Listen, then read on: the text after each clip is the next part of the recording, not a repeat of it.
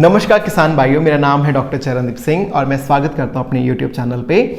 Feed में मक्का कितना डालें, फीड कैसे बनाएं, फीड में प्रोटीन सोर्स कौन सी डालें, फीड में एनर्जी कैसे बैलेंस करें, फीड से टॉक्सिसिटी तो नहीं होगी, फीड को कॉस्ट कैसे कम करें। इन सभी क्वेश्चंस का आंसर लेके मैं हाजिर हूं आप सभी के सामने। बने रहिए मेरे साथ इस वीडियो के साथ और आपके सभी क्वेश्चंस का आंसर इस वीडियो के साथ हल होने वाला है। और उससे पहले मैं आप सभी को बहुत बहुत धन्यवाद कहना चाहता हूं कि आप सभी ने इतना अच्छा रिस्पॉन्स दिया मेरे पहले वीडियोस को, जिसमें पहले वीडियो में मैंने आप सभी को टूर कराया अपने पिग फार्म का, और दूसरे वीडियो में हम लेके आए थे कि सोयाबीन का सब्स्टिट्यूट क्या हो सके, क्योंकि सोयाबीन के प्राइसेस देखते देखते बहुत बढ़ गए हैं। 35 से शुरू हुए थे और अभी 80 क्रॉस कर रहे हैं। तो वो वीडियो में मैंने आपके सामने 6 इंग्रेडिएंट्स शेयर किए थे प्रोटीन सोर्स के, जिससे आप सोयाबीन को रिप्लेस कर सकते हो और अपने राशन को सस्ता इकोनॉमिकल बना सकते हो और हाई प्रॉफिट्स कमा सकते हो। मुझे पता है कि मेरे इस वीडियो में और आने के लिए और प्रीवियस वीडियो में 1 हफ्ते का डिफरेंस पड़ गया, लेकिन मेरा मतलब ये नहीं था कि मैं बस धड़ाधड़ वीडियो बनाई जाऊँ। मेरा मतलब यही था कि मैं जो भी इंफॉर्मेशन लेके आऊँ, बेशक थोड़ा टाइम लगा के लेके आऊँ, लेकिन आपके सामने एक अच्छी चीज़ लेके आऊँ जो कंटेंट आप सभी अपने फार्म्स में यूज़ कर सकें और मुनाफा बना सकें। आज हम फीड के बारे में डिस्कस करने लगे हैं। तो फीड को एक बहुत ही वाइड टॉपिक हो जाता है। फीड को मैंने स्प्लिट कर दिया 3 वीडियो में, ठीक है। तो आज हम जो डिस्कस करने जा रहे हैं वो करने जा रहे हैं स्टार्टर फीड का फॉर्मूला। मैं आपके साथ 5 स्टार्टर फीड के फॉर्मूले शेयर करने वाला हूं, अलग अलग इंग्रेडिएंट्स लेके, अलग अलग उनके लेवल्स लेके। एज ए एग्जाम्पल ही मैं आपको 5 दे रहा हूं, क्योंकि मुझे नहीं पता कि आपके एरिया में कौन सा इंग्रेडिएंट अवेलेबल है, कौन सा नहीं है। तो इसलिए मैंने 5 ऐसे वीडियोस बनाई हैं जिसमें अलग अलग इंग्रेडिएंट रेशियोज से लेके इंग्रेडिएंट्स मैंने यूज़ किए हैं और फॉर्मूलाज को बैलेंस करके, प्रोटीन और एनर्जी बैलेंस करके ये फॉर्मूलाज तैयार किए हैं। और अगर आप चाहते हो कि मैं आपकी पर्सनलाइज्ड फॉर्मुलेशंस करके दूं आपके इंग्रेडिएंट्स के अनुसार, तो वो भी मैं कर सकता हूं। आप कमेंट सेक्शन में जरूर कमेंट करें और इसके बारे में भी हम जरूर डिस्कस करेंगे, ठीक है। तो चलिए फिर शुरू करते हैं हम अपने स्टार्टर फीड फॉर्मूलास। हाँ जी, तो चलिए फिर शुरू करते हैं हमारे पहले पिग फॉर्मूला की तरफ। तो अब हम जो बात करने जा रहे हैं वो है स्टार्टर फीड के बारे में। स्टार्टर मतलब 6 से लेके 25 किलो तक जो पिगलेट्स हैं उनके लिए फीड फॉर्मुलेशन है। इसमें मैंने प्रोटीन रखी है 20% और इसमें मैंने जो भी इंग्रेडिएंट्स यूज़ किए हैं, जैसे मक्का वगैरह, सोयाबीन हुआ या राइस पॉलिश हुई या और भी कोई इंग्रेडिएंट, वो मैंने जो एनालिसिस करवाई थी वो मैंने अपने जो एरिया, जो मेरे पास रॉ मटेरियल अवेलेबल है उस हिसाब से करवाई है। जैसे कि मेरे वाले मक्के में प्रोटीन थी 10%, हो सकता है कि आपके वाले में डिफरेंट हो। वो पर्सनलाइज्ड जो आपकी है जो राशनिंग, वो हम डिफरेंट देख लेंगे। फिलहाल ये जो मेरे पास रॉ मटेरियल अवेलेबल था उस हिसाब से फॉर्मुलेशन है। तो इसमें हमने क्या डाला है, इसमें मक्का डाला है 47%, राइस पॉलिश डली है 10%, बाजरा डाला है इसमें 5%, सोयाबीन मील इसमें डली है 20% है। घबराइए मत, जो आगे वाली जो फॉर्मुलेशंस है उसमें इसका लेवल काफ़ी कम है। ये तो सिर्फ एक पहली एग्जांपल थी।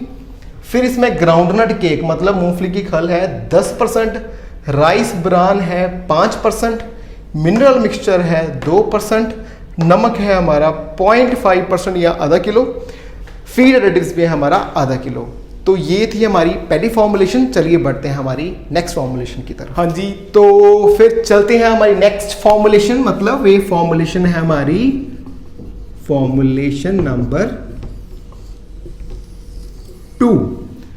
इस पे है मक्का है, हमने रखा है 48%, राइस पॉलिश है इसमें 10%, बाजरा है इसमें 5%, सोयाबीन मील इसमें कम होके है 14.5%, ग्राउंडनट केक मूंगफली की खल है इसमें 5%, मस्टर्ड केक सरों की खल है इसमें 9%, एम्बियम मीट कम बोन मील भी है इसमें 5.5%, मिनरल मिक्सचर है इसमें 2%, नमक है इसमें आधा किलो, फीड एडिटिव्स में है इसमें आधा किलो। इसमें कुछ नए इंग्रेडिएंट्स इंट्रोड्यूस हुए हैं जो मतलब पहले वाले में नहीं थे, जैसे कि मस्टर्ड केक और एम्बियम।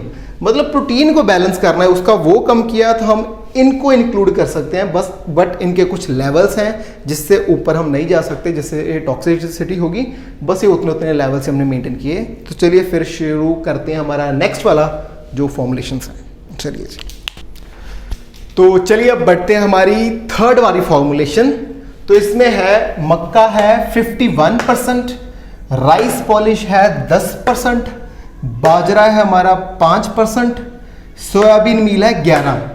पहले में 20 थी, फिर 14.5, अब है 11%। फिर है ग्राउंडनट केक मूंगफली खल, वो है 7%। मस्टर्ड केक सरसों खल है 7.5%। एम्बियम मीट कम बोन मील है 5.5%। मिनरल मिक्सचर है 2%। नमक है आधा किलो। फीड एडिटिव्स भी हैं आधा किलो। तो चलिए अब चलती हैं फोर्थ वाली फॉर्मुलेशन। हाँ जी, तो ये है हमारा नेक्स्ट फॉर्मुलेशन।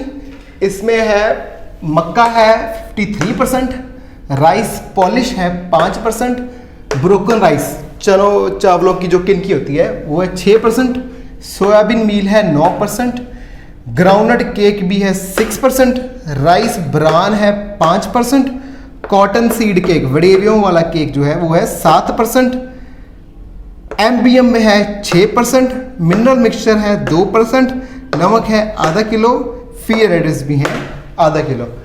इस वाले जो फॉर्मूला है उसमें नई चीज जो ऐड हुई है वो है ब्रोकन राइस और कॉटन सीड केक। ये डिपेंड करता है, वेरी करता है अपने अपने क्लाइमेटिक कंडीशंस और अपने अपने रीजन के हिसाब से कौन सा अवेलेबल है, आप उसी हिसाब से फॉर्मुलेशन कर सकते हैं। चलिए फिर नेक्स्ट फॉर्मुलेशन पे आते हैं। हाँ जी, तो ये है हमारी फिफ्थ और लास्ट फॉर्मुलेशन। इस पे मक्का है 51%, राइस पॉलिश है 3%, सोयाबीन मील है 6%, सबसे कम जो फॉर्मुलेशन के अकॉर्डिंग का कर रहे थे हम। फिर अपने चावल की किनकी है 4%, ग्राउंडनट केक है 6%, DDGS जो मैंने लास्ट में बताया था ना एक लास्ट वीडियो में कि हम एक DDGS को भी एक अच्छा प्रोटीन सोर्स यूज कर सकते हैं, वो भी हमने लिया है, वो लिया है 8%। मस्टर्ड केक भी हमने लिया है 3%, राइस ब्रान लिया है 8%, कॉटन सीड केक लिया है हमने 4%, एम्बियम लिया है हमने 4%, मिनरल मिक्सचर लिया है हमने 2%, नमक लिया है हमने 0.5% और फीड एडिटिव्स हमने लिए हैं 0.5%। ये लास्ट वाली फॉर्मुलेशन, इसमें सबसे पहले इसकी मेन बात तो यही है कि इसमें सोयाबीन का लेवल काफ़ी कम है। और एक चीज़ आपने और नोटिस की होगी कि जैसे हमने देखा है कि हमने एनर्जी सोर्स और प्रोटीन सोर्स इसमें काफ़ी इंक्लूड किए हैं।